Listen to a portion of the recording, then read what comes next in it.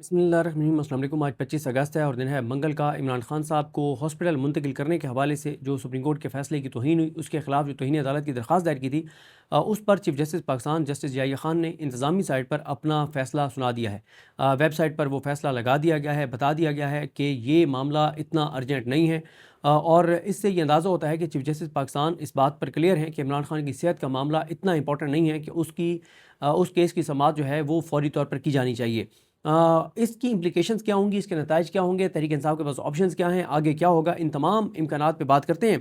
लेकिन पहले बात कर लेते हैं कि जब सुप्रीम कोर्ट के फैसले की तौहीन हुई और तौहीन अदालत की दरख्वास्त दायर की गई, तो उसके बाद ये हुआ है कि चीफ जस्टिस पाकिस्तान, क्योंकि वैसे तो ये कहा जाता है बातों की हद तक कि जी वो एक पॉलिसी है, उस पॉलिसी के तहत केस फिक्स होते हैं, लेकिन आपको भी पता है, मुझे भी पता है कि पाकिस्तान के अंदर जो है पाकिस्तान की इस वक्त अदालतों की सूरत हाल क्या है।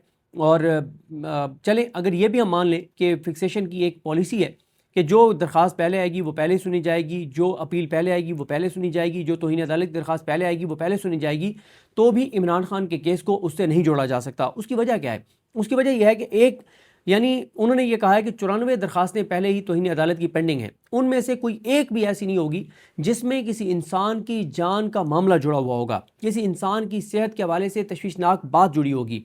और फिर चलें, अगर कोई एक आध केस ऐसा हो भी, अगर कह रहा हूँ, पहली बात यह है कि ऐसा एक भी केस तौहीन अदालत का नहीं होगा। तौहीन अदालत के किस तरह के केसेस होंगे? वो होगा जी सुप्रीम कोर्ट ने ऑर्डर किया था कि मेरी तरक्की कर दें, मेरी तरक्की नहीं की गई। सुप्रीम कोर्ट ने ऑर्डर किया था कि कब्ज़ा मुझे दे दिया जाए, नहीं दिया गया। सुप्रीम कोर्ट ने फैसला दिया था कि ये जी प्रमोशन बोर्ड में मुझे कंसिडर किया जाए, नहीं किया गया। इस तरह के 94 दरखास्तें होंगी जिनमें से एक भी दरख्वास्त ऐसी नहीं होगी जो किसी की सेहत और ज़िंदगी से जुड़ी हुई होगी। और दूसरी बात यह है कि यहाँ मामला इमरान खान का है। कौन इमरान खान? एक शख्स, एक फ़र्द? बिल्कुल नहीं। वो इमरान खान जो पाकिस्तान के करोड़ों वोटर्स का वज़ीर आज़म है। 8 फरवरी 2024 को पाकिस्तान के करोड़ों लोगों ने इमरान खान को वोट दिया और फिर क्या हुआ? फॉर्म 47 आया और उस फॉर्म 47 के नताइज क्या हुए? 26वीं तरमीम हुई। 26वीं तरमीम से क्या हुआ कि जस्टिस याहिया अफरीदी, जिन्होंने चीफ जस्टिस पाकिस्तान अभी कई साल बाद बनना था, उनको अभी बिठा दिया गया कुर्सी पर और वो उसके बराह रास्त बेनिफिशरी हैं। देखें, अहमद बोबक ने बिल्कुल ठीक लिखा है कि chief justice Pakistan justice Yahya Afridi का बराह रास्त क्लैश है इमरान खान के साथ। अहमद बोबक ये लिखते हैं कि इमरान खान 26वीं आईनी तरमीम का खात्मा चाहते हैं। और अगर 26वीं आईनी तरमीम, इमरान खान क्या कहते हैं कि 26वीं आईनी तरमीम ने पाकिस्तान को कमज़ोर किया है। इमरान खान कहते हैं कि अगर पाकिस्तान को आगे लेकर जाना है तो 26वीं आईनी तरमीम को ख़त्म करना होगा। इमरान खान ये कहते हैं कि अगर हकीकी आज़ादी की तरफ जाना है तो 26वीं आईनी तरमीम को ख़त्म करना होगा। और 26वीं आईनी तरमीम को ख़त्म करने की जब आप बात करते हैं तो इसका मतलब है कि justice Yahya Afridi chief justice Pakistan नहीं रहेंगे, justice Munib Akhtar chief justice Pakistan बन जाएंगे। तो जस्टिस याहिया अफरीदी तो कभी ये नहीं चाहेंगे कि इमरान खान इस अपने अज़म के अंदर, इस इरादे के अंदर कामयाब हो, कभी भी वो नहीं चाहेंगे। इसलिए मैंने ये गुजारिशात मुसलसल की थी कि जस्टिस याहिया अफरीदी साहब को इमरान खान के मामले में बिल्कुल फैसले नहीं करने चाहिए, क्योंकि किसी सूरत भी वो अनबाइस्ड नहीं हो सकते, वो नहीं हो सकते गैर जानिबदार, क्योंकि बराह रास्त क्लैश है उनका इमरान खान के साथ, जैसे अहमद बोबक जो है वो कह रहे हैं। अब ये कहते हैं कि 94 दरखास्तें पहले पेंडिंग हैं, तो ये उनके बाद आई है, लिहाजा इसकी जो समाअत है ये लगता नहीं है कि इसकी जल्द इसकी बारी आएगी। तो क्योंकि वैसे तो इसकी बारी आएगी नहीं जल्द, 94 का मतलब यह है कि पता नहीं ये 3 साल बाद, 5 साल बाद जाके और इसकी बारी आए। लेकिन क्योंकि मरकज़ी मुकदमा जो है वो 16 सितंबर को लगा हुआ है, तो इसलिए इसको 16 सितंबर के लिए हम जो है वो लगा रहे हैं। अच्छा, इसमें अब होगा क्या और क्या चीज़ें हो सकती हैं? एक तो देखें, जो एक तहरीक इंसाफ ने तासुर दिया कि नून लीग इसमें रुकावट बनी और कुछ और लोग बने, मोहसिन नकवी तो, और इस्टेब्लिशमेंट को इससे कोई मसला नहीं था। इमरान खान की हॉस्पिटल मुंतकिली के हवाले से तहरीक इंसाफ का ये परसेप्शन था। और इसका मतलब फिर क्या है?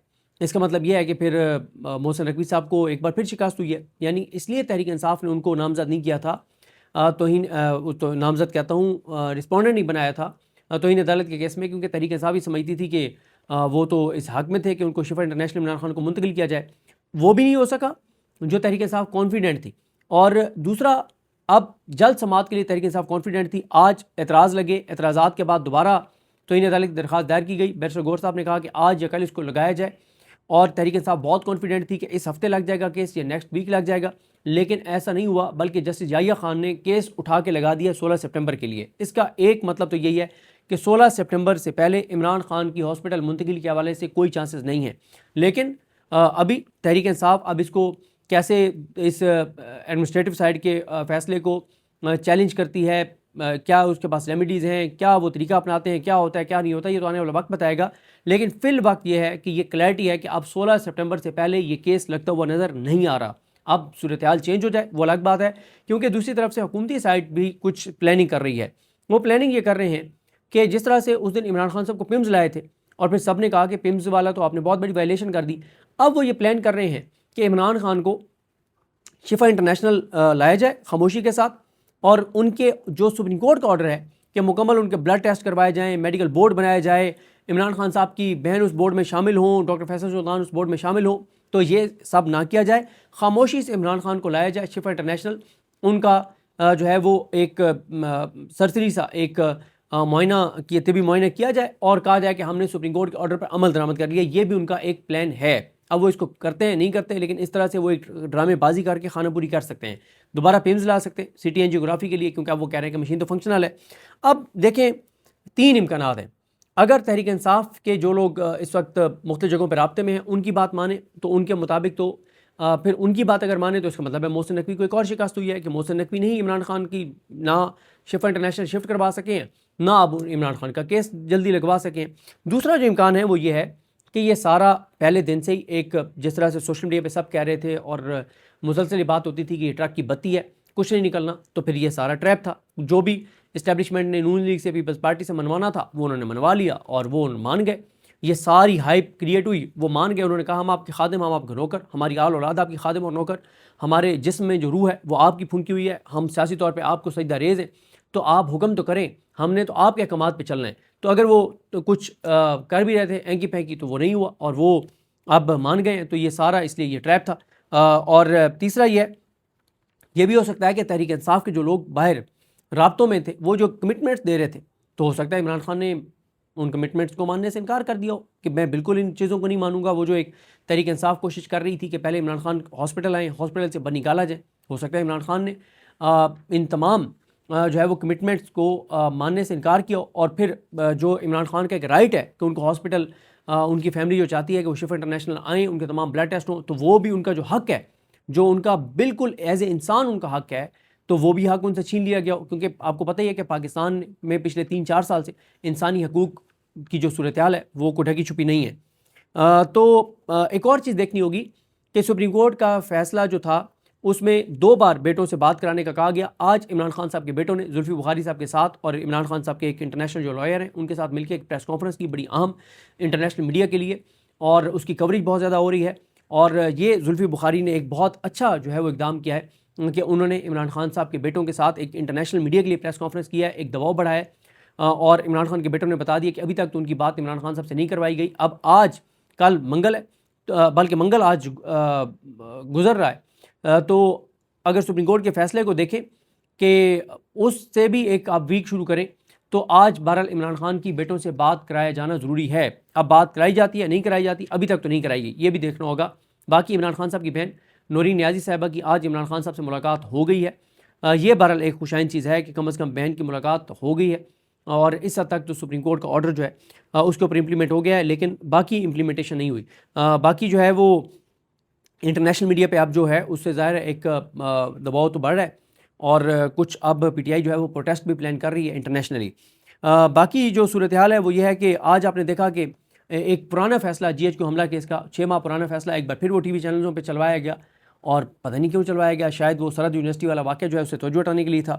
اور اس کے علاوہ آج جو ہے وہ محسن نقوی علامہ راجہ ناصر عباس صاحب سے ملے، لیکن میرے جو ذرائع بتا رہے ہیں کہ اس میں کوئی جو ہے وہ اس میں کوئی یہ والی بات عمران خان کی منتقلی والی یا پی ٹی آئی کے ساتھ انگیجمنٹ والی کوئی بات نہیں تھی. یہ خود محسن نقوی گئے تھے، اب کیوں گئے تھے یہ نہیں تفصیلات، لیکن اس میں کوئی پی ٹی آئی والا جو ہے وہ یا شفٹنگ والا عمران خان کی شفٹنگ والا معاملہ نہیں تھا. مولانا فضل الرحمان صاحب نے آج اور بہت ہی سخت بیانات دیے ہیں، بہت ہی سخت بیانات دیے ہیں جو اور کوئی نہیں دے سکتا اس وقت عمران خان کے علاوہ. عمران خان جیل میں، باہر کوئی بھی نہیں دے سکتا جو بیانات آج انہوں نے دیے. بلکہ صرف ایک بیان آپ کو مولانا فضل الرحمان صاحب کا بتا دیتا ہوں. ایک تو انہوں نے آج پھر قرآن آیات کے حوالے دیے اور بتایا کہ سپہ سالار کے لیے جو ہے وہ دینی احکامات کیا ہیں، ان کو کیا کرنا چاہیے.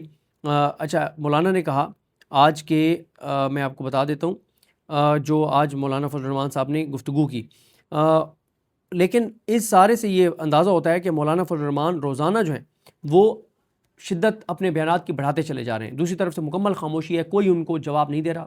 اس کی وجہ میں بتا چکا ہوں کہ اس وقت ریاست کے تمام ادارے عمران خان سے لڑائی میں اتنے مصروف ہیں اور اتنے یعنی ان کا زور لگ رہا ہے کہ وہ اس وقت کسی اور سے, اور پھر بھی وہ بھی مولانا جیسی شخصیت سے وہ لڑائی نہیں لڑ سکتے. مولانا فضل الرحمان نے کہا کہ انتشاری پالیسیاں بنانے والی ماں پر لعنت. کہتے ہیں ریاست ماں ہے, ہمیں ایسی ماں دی گئی جو قوم کی تقسیم اور انتشار کی پالیسیاں بناتی ہے. لڑواؤ اور حکومت کرو. سیاسی جماعتوں کو تقسیم کرنا, ہر جگہ لوگوں کو لڑوانا, یہ ایک متمری بنانا, اگر یہ ماں ہے تو ایسی ماں پر لعنت. یہ مولانا فضل الرحمان صاحب نے جو ہے وہ بیان دیا ہے. اس کے علاوہ میں آپ کو ایک اور بھی مولانا صاحب کا بیان اگر میرے سامنے آ جائے تو اس سے آپ کو اندازہ ہوتا ہے کہ مولانا جو ہے وہ اپنے بیانات میں بہرحال شدت جو ہے وہ بہت زیادہ بڑھاتے چلے جا رہے ہیں. اس سے اندازہ ہوتا ہے کہ مولانا اس لڑائی کو آگے لے کر جا رہے ہیں. مولانا فضل الرحمان کہتے ہیں کہ رسول اللہ صلی اللہ علیہ وآلہ وسلم نے فرمایا کہ 6 ایسے لوگوں پر میں اور اللہ لعنت بھیجتے ہیں, یعنی نبی کریم صلی اللہ علیہ وسلم اور اللہ کی 6 ایسے لوگوں پر لعنت ہے. ان میں سے ایک وہ ہے جو طاقت کی بنیاد پر مسلط ہوتا ہے اور جن کو اللہ نے عزت دی ان کو رسوا کرتا ہے, اور جو گھٹیا قسم کے لوگوں کو اوپر لاتا ہے. تو ان سب پہ جو ہے وہ کہتے ہیں اللہ کی اور اللہ کے رسول کی لعنت ہے. کہتے ہیں کہ ابھی چند روز پہلے جو قانون سازی ہوئی ہے وہ آئین کے خلاف ہے. آئین کا آرٹیکل 243 کہتا ہے کہ تینوں مسلح افواج کا سپریم کمانڈر صدر ہوگا, اور ان تینوں افواج کے سربراہان کا تقرر صدر مملکت کے مشورے سے وزیر اعظم کرے گا, اور ہم نے تقرر کا اختیار ایک ادارے کے سربراہ کو دے دیا ہے, یعنی کہ وفاق کا اختیار بھی ایک ادارے کے سربراہ کو دے دیا گیا ہے. تو وہ کہتے ہیں ریاست کو ماں اور قوم کو ایک قوم بناؤ. یہ ان حالات میں کہتے ہیں کہ صوبوں کو تقسیم کرو. ہر برے حالات میں پاکستان میں پیش کرنے کے لیے ایک خوبصورت تصویر بنا دیتے ہیں, اور ہمیں تو حکمرانوں کی نیت پر بھی شک ہے. ہمارے ملک میں آگ لگی ہوئی ہے, 20 سال سے آپریشن کر رہے ہیں لیکن مرض بڑھ رہا ہے. اس کا مطلب ہے کہ تمہاری پالیسیز ناکام ہو چکی ہیں. تم اپنی حکمت عملی میں بدنیت ہو اور کہتے ہو کہ ریاست ماں ہے, لیکن ماں تو اولاد کو جوڑتی ہے, لیکن ہمیں ایسی ماں ملی جو انتشار کی پالیسیاں بناتی ہے. اگر یہ ماں ہے تو ایسی ماں پر لعنت. 18ویں ترمیم اور اس میں صوبوں کے اختیارات ان کے حلق کا کانٹا بنے ہوئے ہیں. یہ وہ چیزیں ہیں جس کے لیے ہم نے یہ تجویز دی کہ حزب اختلاف کو پارلیمنٹ میں منظم ہو جانا چاہیے. اس کی ضرورت تھی اور ہم اس معاملے کو متحد ہو کر آگے بڑھا رہے ہیں. تو بہرحال جی یہ صورتحال ہے. اور عمران خان صاحب جو ہیں وہ اب ان کی جو بہن سے ملاقات ہوئی ہے, ظاہر ہے کیونکہ عمران خان صاحب کی بہنوں نے عدالت کے حکم پہ وہ عمل درآمد کر رہی ہیں تو انہوں نے نہیں بتایا کہ کیا تفصیلات ہیں. لیکن یہ میں آپ کو بتا دوں کہ یہ جو عمران خان کو جسٹس ضیاء خان نے جو درخواست سماعت کے لیے مقرر نہیں کی, تو پی ٹی آئی کے لیے اب کوئی اور چارہ نہیں ہے کہ وہ جو 27 کی کال ہے اس کے لیے وہ تیاریاں تیز کر دے. اور ظاہر ہے پی ٹی آئی مسلسل یہ کہہ رہی ہے کہ فیصلے سڑکوں پر ہی ہوں گے جو پی ٹی آئی میں مزاحمت کرنے والے ہیں. تو ایک اور دھچکا لگا ہے مفاہمت کے ذریعے معاملات کو حل کرنے والوں کو کہ چیف جسٹس پاکستان نے درخواست جو ہے وہ 16 سپٹمبر کے لگا دی. حکومت یہی چاہتی تھی کہ توہین عدالت درخواست نہ سنی جائے, اور پھر وہی ہوا جو حکومت اور موجودہ نظام چاہتا تھا, وہی ہوا ہے چیف جسٹس پاکستان نے کیا. تو اتنا ان کو احساس نہیں ہے کہ رانا ثناءاللہ یہ کہہ رہے ہیں کہ اللہ نہ کرے اگر عمران خان کو کچھ ہوتا ہے تو عدالتیں ذمہ دار ہوں گی, کیونکہ عدالتوں کی وہ کسٹڈی میں, عدالتوں کی فیصلوں کے نتیجے میں عمران خان جیل میں ہے. تو جسٹس ضیاء آفریدی اپنے اوپر لے رہے ہیں سارا بوجھ, اور وہ یہ فیصلہ کر رہے ہیں کہ عمران خان کی کوئی ایرجنسی نہیں ہے, ان کی صحت کا کوئی مسئلہ نہیں ہے, کوئی توہین عدالت نہیں ہوئی. تو آپ دیکھتے ہیں تحریک انصاف جسٹس ضیاء آفریدی کے حوالے سے کیا بات کرتی ہے, کیونکہ اس وقت اگر دیکھیں 3 ججز نے تو اپنا حق ادا کر دیا, جسٹس شاہد وحید, جسٹس نعیم اختر افغان اور اشتاق ابراہیم صاحب, انہوں نے تو اپنے حلف سے وفا کر دی, انہوں نے تو فیصلہ دے دیا. اب ان کے فیصلے کی توہین ہوگی. اب توہین کا کیس وہ خود نہیں لگا سکتے, وہ لگانے جسٹس ضیاء آفریدی نے, اور جسٹس آفریدی نے کہا جو کر سکتے ہو کر لو, میں نہیں لگاتا کیس, اور 16 سپٹمبر کے لیے کیس لگا ہوا ہے. اس دن تو اگر یہ نہ بھی توہین عدالت لگاتے تو بھی ججز اس دن خود چیزیں انیشیٹ کر سکتے تھے, تو لگانے کا کوئی تک نہیں بنتا, تو آپ نہ لگاتے. تو یہ ایک بڑا سوال ہے کہ جسٹس ضیاء آفریدی کیوں اس حد تک عمران خان کے خلاف چلے گئے, اور تحریک انصاف جسٹس ضیاء آفریدی کا نام نہیں لے رہی. یہ بھی ایک بڑی حیران کن بات ہے. دیکھتے ہیں ہماری چیزیں کیسے آگے بڑھتی ہیں.